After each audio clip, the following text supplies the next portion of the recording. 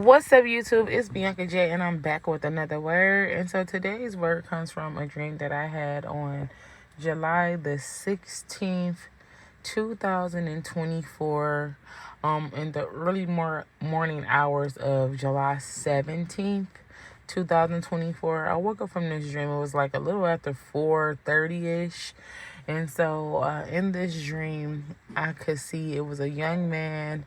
He was caramel complexion, about 5'7", slim to medium build. He had locks in his hair. They were like this ombre, like blonde color on the ends. And he had his lock styled into like those 2-strand twists that people do to like the rope, like twists that people do. So his hair was styled like that. And he wore a black t-shirt, gray Nike jogging pants, and he had on some tennis shoes. He also had a mustache on his upper lip, and like where the mustache would end, you could see there was like a mole or a mark there. He had very bright eyes, and again, he was caramel complexion. And so in this dream, I was just a watchman.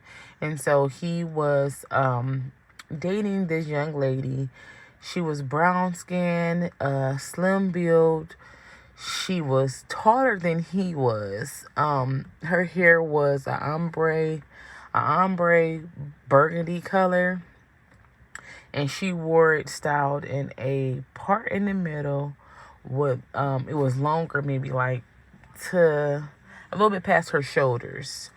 Okay, and she had these big full like loose curls and styled inside of her, well, styled in her hair. And so in this dream, this girl was trying to get her boyfriend, which is the young man that I just described, to take the rap for a crime that he did not commit. And so this crime was actually committed by her 3 brothers. Because in this dream, I had a knowing that the 3 men who committed the murder were her brothers, right?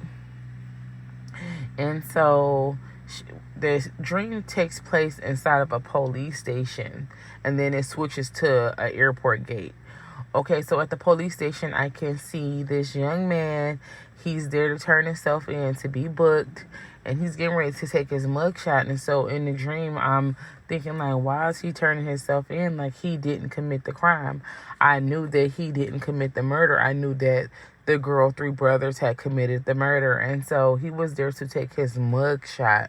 And so after he got finished taking his mugshot, he was holding a card, that says the name, the birth date, and then the police department. And so once he was done taking those mugshots, the officer asked that he would walk up to him, as in to hand him the board. And so when the young man walked up, I grabbed his hands and I tell him, I said, what does it profit a man to gain the whole world but to lose his soul? I said, Jesus says that his yoke is easy and his burden is light. And so the girl, she immediately starts to get angry and starts to tell him not to listen to what it is that I'm saying. Don't listen to me. Telling him not to listen to me quote scripture to him. And so I began to tell him, I said, you're getting ready to throw away your whole life. She's your enemy. Her brothers is your enemy. Like, she's not who you think she is. She's a counterfeit. Like, she's the enemy, and you're getting ready to throw your whole life away for her, because he had placed her up on like this pedestal. So like whatever she said he would do, right? And so at that point she had become an idol. And so I was telling him, like, no, she's not really who she says she is. She's not really for you. She's an enemy. And so then the dream switches, and we're at an airport. And so I can see people sitting down waiting to board the plane. And then the girl, she was in her same spot. He was in his same spot, and I'm in my same spot. But instead of us being on the carpet where the seats are, we're on the actual airport floor, right? And so I'm still holding his hand. And so I began to tell him that he has to leave. He needs to get on this plane and go, right? And I had a white ticket in my hand that I gave him, and I told him to get on the plane and leave, right? leave, get away from her and her brothers. And so in the midst of me saying all of that, she gets on the phone because she's still like shouting and screaming. So she gets on the phone and call her brothers and her family up to the airport. And so the people who were sitting down in the seats, God's people, right? They heard what was going on, right? They seen what was going on. And so when her family arrived, her brothers arrived, they got up and they started to fight, right? They started to help us fight against the girl and her family, the enemy, right? And so as this big fight is taking place or whatever, so I tell him to go. And so he goes through the airport gate, right, to go to board the plane, right?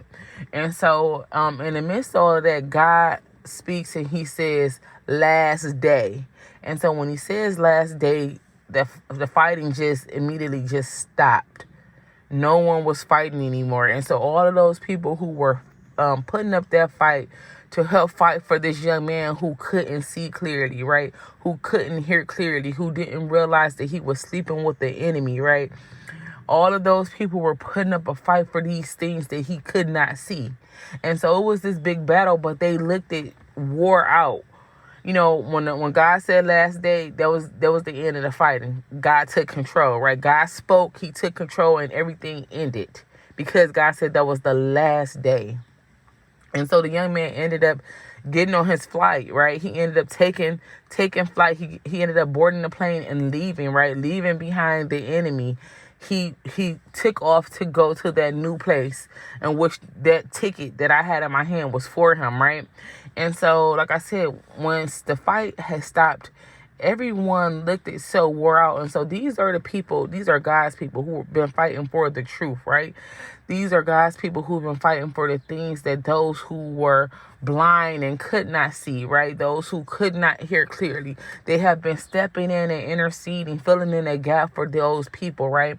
Maybe you've been filling in a gap for a prodigal. Maybe the Lord has asked you to pray and fast for someone you know, whomever it is, right? The Lord has been asking you to fill in the gap, and you have been obedient in doing so. And so that's what those people who were sitting in the seats represented. Those are the people who have been fasting, praying, like I said, filling in a gap for those who couldn't stand and fast for themselves, right? The Lord was using you in this season to stand up for those who couldn't fight for themselves, those who couldn't see the wrong, those who couldn't see the evil, those who have been walking in sin and couldn't see their way out because they were so used to walking in their sin that they couldn't tell that they were walking in sin, right? They didn't even know that they were in a battle. And so the Lord used you in this season to go and fight on their behalf with the tools in which he had given you, the tools to fast, the tools to pray, the tools to go to your word, right? Those sacrifices that you offered up to the Lord because the Lord used you to intercede for these people. Those people who were sitting on the sideline waiting, those are God's people who was fighting for the truth, who was fighting for those who could not stand and fight for themselves, right? I remember I said when God said last day, all of those people who were fighting so hard, right? Fighting so hard with everything they had in them, they were wore out, right? They were tired, because they had been in a great battle. They had been facing so much spiritual warfare, right? And so when God said last day, that was the end of it. God took control. Everything stopped when God said last day. So the enemy time is up. That was his last day he had to try you. That was the last day he had to try to stop you at your gate. That was the last day the enemy had to try to delay your promises. That was the last day the enemy had to come against your prodigal children, your prodigal spouse. That was the last day that the enemy had to come against those who the Lord had you standing and interceding for, filling in the gap for. That was the last day. God said it was the last day. No more can the enemy come against you. The enemy time is up. God is stepping in. God is vindicating you, right? God is taking control of the situation, right? And you will make it to your gate. You will take flight. Nothing that the enemy can try to send your way can stop, because God said it was the last day, and now he has total control of it, right? He's been had total control of it, but he used you to fight, to stand in the gap, right? And so God said, I'm taking over. I'm taking over. Won't nothing be able to stop you. I'm taking over. The enemy time is up. I'm taking over, right? And so in this season, you will make it to your gate. Not only will you make it to your gate, you will board your plane and take flight. Because what God has for you, God has for you. No devil in hell can stop what the Lord has for you. And so this word can also be for a specific person. Like I said, that young man who was like facing those legal problems, right? And so the Lord is saying that he's going to vindicate you. He's seen it all. You were found not guilty. You were found not guilty. You're innocent, right? And the Lord is saying he's going to vindicate. He will hold the enemy accountable, right? And so I just pray that this word blesses whom it is for and that it reaches whom it is for. And until my next word, you guys stay focused and be blessed. And I'll see you in my next one. Bye.